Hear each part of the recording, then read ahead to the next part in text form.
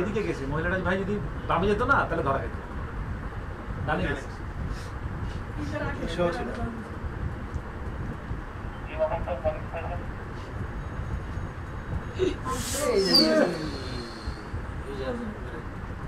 গিট তো দূরেই লাগছে স্যার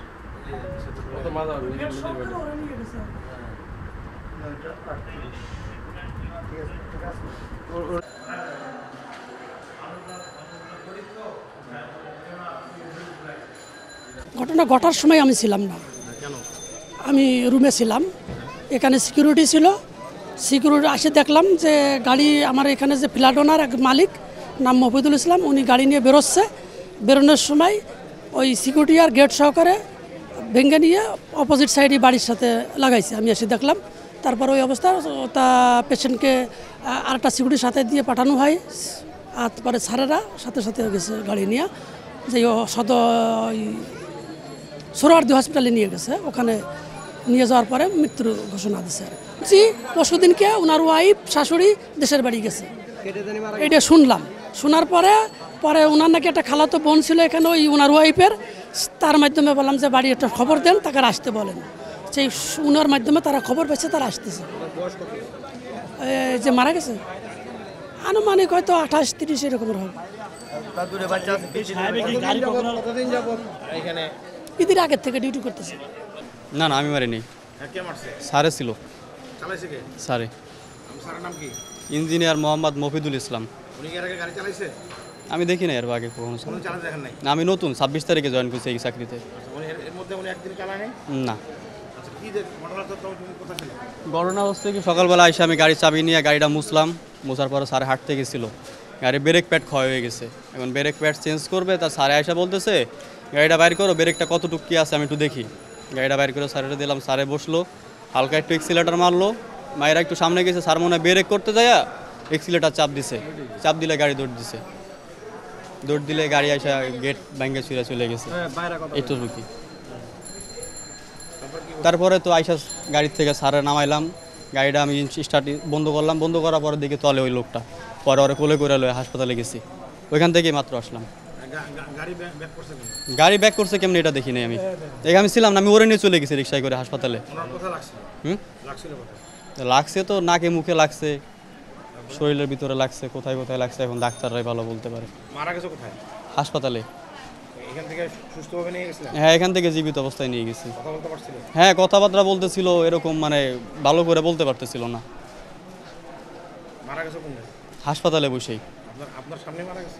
না, আমার সামনে না, হাসপাতালে মানে নিয়ে গেছি। ডাক্তাররা দেখলো, দেখার পরে কিছুক্ষণ করলো, আমরা বাইরে দাঁড়াইছিলাম। কিছুক্ষণ পরে এসে বললো যে উনি তো আর নেই, বাড়িতে খোঁজখবর দেন, এতটুকু। মানে ডাক্তাররাই বলছে। বিচার চাই আমরা, চাই আমার এই আত্মীয় বাচ্চাগুলো দেখবো কেন? পেটে বাচ্চা আছে, আরো দূরে বাচ্চা ছোট ছোট, এগুলো দেখবো কেন? আপনারা সূক্ষ্ম বিচার করে দিবেন। এটি সূক্ষ্ম বিচার চাইব, মানে সূক্ষ্ম বিচার চাই, সূক্ষ্ম বিচার চাই। ছোট্ট ছোট্ট দুইটা বাচ্চা আমার পেটে, বলে একটা 3 মাসের বাচ্চা আছে, একদম ছোট ছোট, ভাই নাই, বই নাই, কেউ নাই, একদম অসহায়। এই সহায় যদি আপনারা এই দুইটা বাচ্চা সহযোগিতা করে নিয়ে স্যার, আর কেউ আল্লাহ স্যার আর আপনারা যারা কোনো সহযোগিতা, আর কেউ নাই। বেটির একটা ছেলে, এক ছেলেই, আর কেউ একটা ছেলে। ওই বিল্ডিংয়ে আপনাদের কাছে উচিত বিচারটা চাই, সুষ্ঠু বিচারটা করে দিবেন। এর বাচ্চারা, দুইটা বাচ্চা, একটা পেটে 3টা বাচ্চা, 4টা, তার মা বাবা আছে, আর তার বাড়িতে কিছু নাই, একবারে অসহায়। বিচারটা করে দিবেন। এরকম না, এত দূর কেউ আইতো না, কেউ সাথী কেউ না, আল্লাহ আর আপনারা, আর কেউ না। আপনারা একটু সহযোগিতা করবেন, আপনারা একটু দয়া করবেন দুইটা শিশু বাচ্চার উপরে, আর কেউ দয়া করবেন। 1 মাস হয়েছে চাকরিটা লইছে, না খায়া না লইয়া 4000 টাকা ঘর ভাড়া দিয়ে, কত কষ্ট। ড্রাইভার তো উনি নতুন, উনি বললো যে উনি 26 তারিখে জয়েন করছে। আর ড্রাইভার সাহেব হচ্ছে যে আপনার মালিক চাইলো যে দাও আমি চালাই, উনি চালাইতে যেয়ে তারপরে অ্যাক্সিডেন্টটা হচ্ছে। আর ড্রাইভার সাহেব থাকলে হয়তো এটা নাও হতে পারতো, কারণ এটা তো স্যার এক্সপিরিয়েন্সের ব্যাপার। সো উনি তো নিশ্চয়ই ওনার লাইসেন্স বা উনি প্রপার কোনো ট্রেনিং নেই, উনি কেন এটা এভাবে করলো উনি ভালো জানেন। তো গেট ভেঙে একদম ওই ওনাকে এখানেই প্রায় মরে গেছে তখন, এটা নেওয়া জাস্ট রুলস আর কি। তারপরে ওইখানে বললো যে মারা গেছে। ওই ড্রাইভার সাহেব যা বলছে তা সত্যি, আমরা এত দূরেই জানি আর কি। আর উনি খুব খুব সবসময় মিস্টেক হইতো এরকম যে ড্রাইভার খুব ঘন ঘন চেঞ্জ করার একটা প্রবণতা থাকতো ওনার মধ্যে। আমরা সংবাদ পাই 9টার দিকে সংবাদ পেয়ে আমাদের সংশ্লিষ্ট মোবাইল গাড়ি ও আমাদের যেহেতু ভিকটিম হাসপাতালে ছিল, পরবর্তীতে আমরা হাসপাতালে যাই, হাসপাতালে গিয়ে ভিকটিম মারা যায়। আমরা হাসপাতালে ভিকটিমের সুরতাল প্রস্তুত করি। ঘটনাস্থলে এসে আমি এবং আমার এসি স্যার সবাই মিলে এসে ঘটনাস্থল পরিদর্শন করি এবং ঘটনার সিসি ক্যামেরা সংগ্রহ করি, গাড়ি জব্দ আছে। আমরা পরবর্তীতে ভিকটিমের লোকজন আসলে আইনগত ব্যবস্থা গ্রহণ করব।